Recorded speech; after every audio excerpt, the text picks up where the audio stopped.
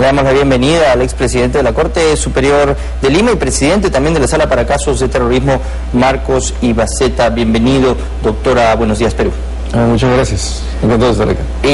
Para muchos desafortunadas las declaraciones del ministro Eguiguren, que consideró analizar la propuesta de Artemio. Bueno, pues está fuera de contexto. El ministro, no sé la causa por la que esté fuera de contexto, ¿no? Pero lo preocupante es que eso reflejaría que no hay unidad en la política de Estado frente al terrorismo. El presidente dice una cosa, ahora el ministro de Defensa dice algo parecido con el presidente, y resulta que el que va a asesorar en el marco jurídico al gabinete sale hablando una barbaridad frente al Perú.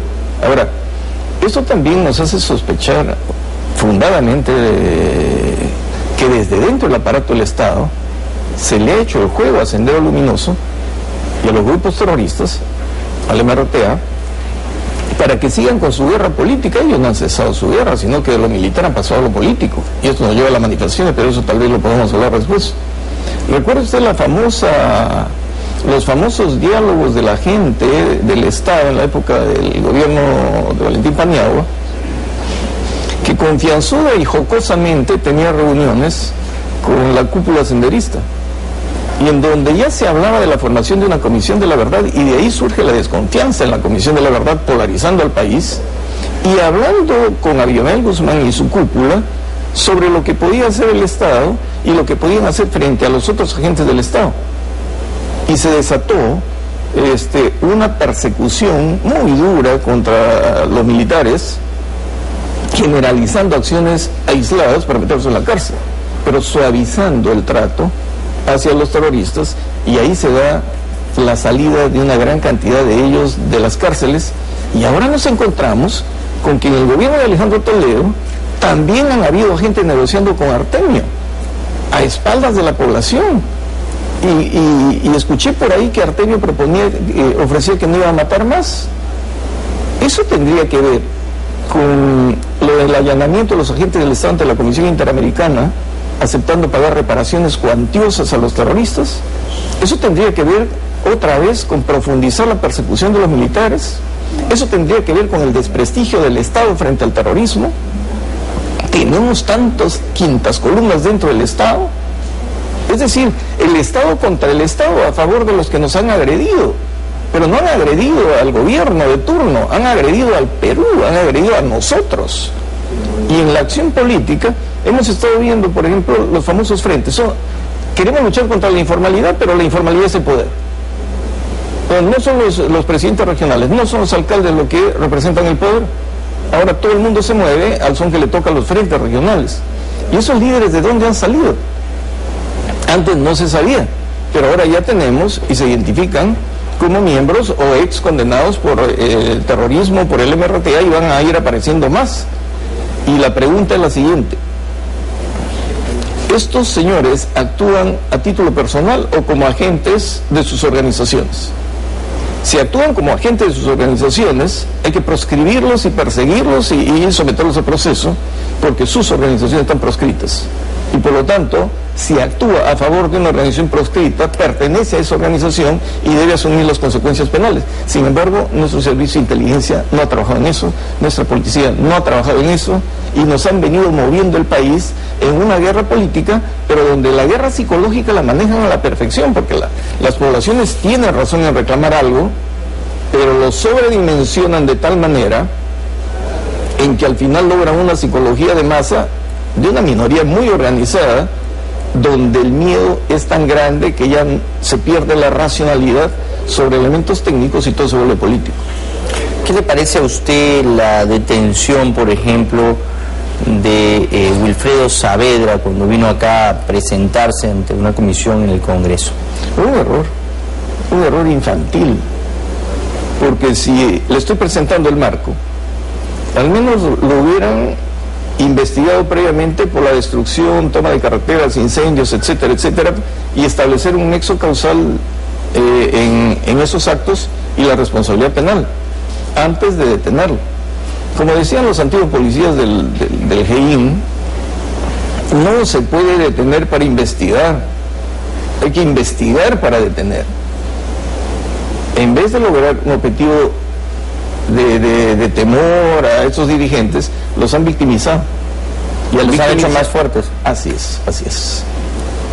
Es un error.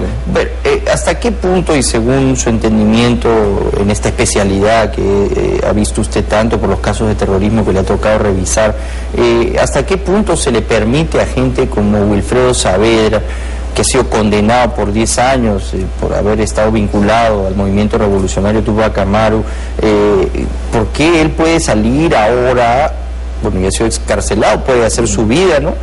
Pero de ahí a que esté agitando a la gente, que esté moviendo frentes en Cajamarca, es decir, una persona que ha sido condenada por terrorismo puede hacer estas cosas, puede participar de esta manera activa en estos movimientos?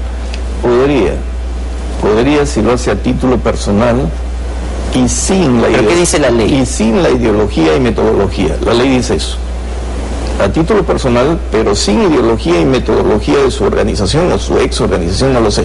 Esto se explica mejor con la última decisión del Jurado Nacional de Elecciones. ¿Cómo se determina cuál es la metodología del MRTA? No, sí, le explico. El Jurado Nacional de Elecciones ha rechazado la inscripción como movimiento político de Movadef porque ha establecido que en su ideario, en su metodología, está íntimamente enlazada con Sendero Luminoso. Y por lo tanto era el brazo político de Sendero Luminoso. Si la organización está proscrita legalmente, no se puede legalizar indirectamente a agentes para accionar políticamente, porque ellos tienen una guerra política donde lo militar era el medio.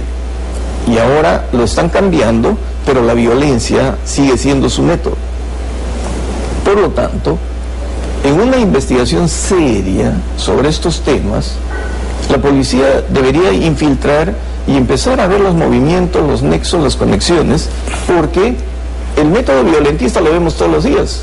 Antes las manifestaciones populares eran tranquilas, podían tomar una carretera, podían levantarse, pero ahora no, ahora se mata, ahora se incendia, ahora se destruye, ahora se ataca a las personas. Acuérdese, el alcalde de Selendín dijo: yo estoy de acuerdo con Conga, y el pobre ha tenido... Casi lo linchan, ¿no? Así es. En el caso Bagua, los ortigueaban, decían los nativos, los caciques. La ortiga es la planta que nosotros en la selva llamamos la ishanga, que tiene ácido sulfúrico en las puntas y las gotitas. A usted lo desnudan y le raspan eso. Es feroz el castigo.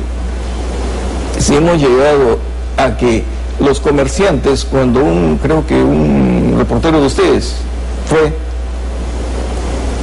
y venían piquetes a agredir a los que declaraban. Entonces era una ciudad tomada, era una zona casi liberada. Si le seguimos dejando actuar en ese sentido, bueno, pues no sé qué va a pasar en el país, porque estas minorías van a neutralizar a las mayorías, y no significa que no estemos reconociendo el derecho a reclamar de las poblaciones, pero hay que tener cuidado con una guerra psicológica donde, sobredimensionándolo todo, ya la psicología de masa anula el control de la racionalidad. Usted ha sido juez en quizás el peor momento que nos tocó revisar y condenar a las personas acusadas por terrorismo, por subversión. Recuérdenos, según su parecer, por qué es inviable negociar con Artemio.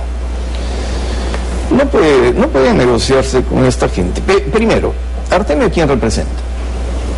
Los miembros de Sendero jamás actuaron por su cuenta, jamás. En la base preparaban un plan y lo elevaban al Comité Central.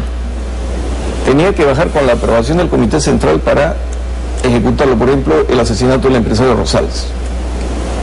Lo analizamos y lo trabajaron por Santa Anita, creo, ¿no? Y de ahí fueron los planos, el ataque a la embajada, a la residencia del embajador norteamericano.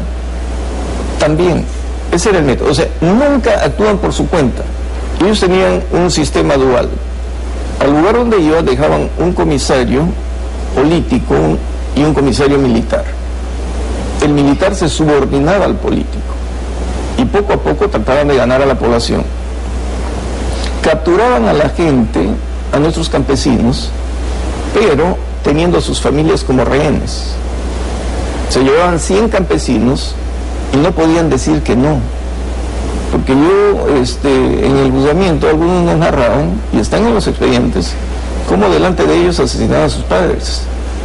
Recuerdo un caso en que a una viejita la tiraron al suelo, le apretaron el cuello hasta que muera porque el muchacho no quería ir con ellos. En otros casos, en sus juicios populares, desnudaban a alguien, lo condenaban a muerte, pero llamaban a cualquier poblador y le daban el cuchillo. ¿Eres tú o es él? Los asesinatos, las masacres.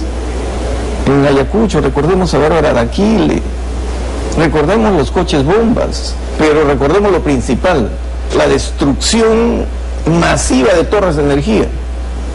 No era para dejarnos sin luz, era para paralizar la industria y el desarrollo. Y ahora, ¿qué estamos viendo? Los movimientos en estos frentes informales, donde no se golpea la minería informal, al contrabando, al narcotráfico, no hay pancartas que digan muera el narcotráfico.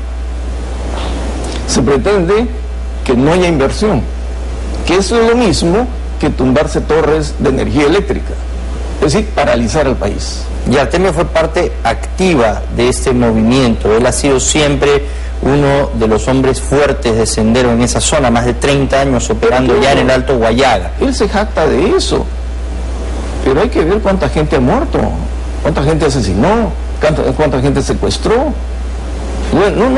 No estamos ante un caso donde se pueda negociar políticamente. Aquí el Estado vence o pierde, pero con terroristas no se puede tratar porque después se infiltran al Estado y vamos a estar en un juego tonto. Yo no entiendo al ministro, francamente. O sea, para usted es similar lo que hacía Sendero tumbándose las torres que lo que están haciendo ahora los frentes, las movilizaciones populares para tratar de frenar la inversión en nuestro país. Pero claro, paraliza usted la industria, destruye la economía y volvemos a la producción de subsistencia. Ellos en esa época imponían a las comunidades una producción de subsistencia local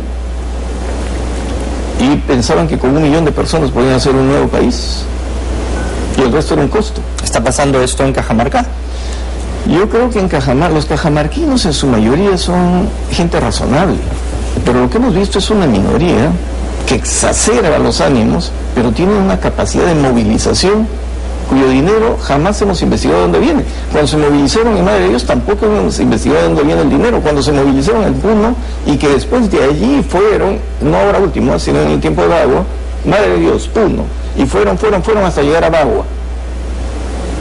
¿En qué desenlace hubo en Bagua?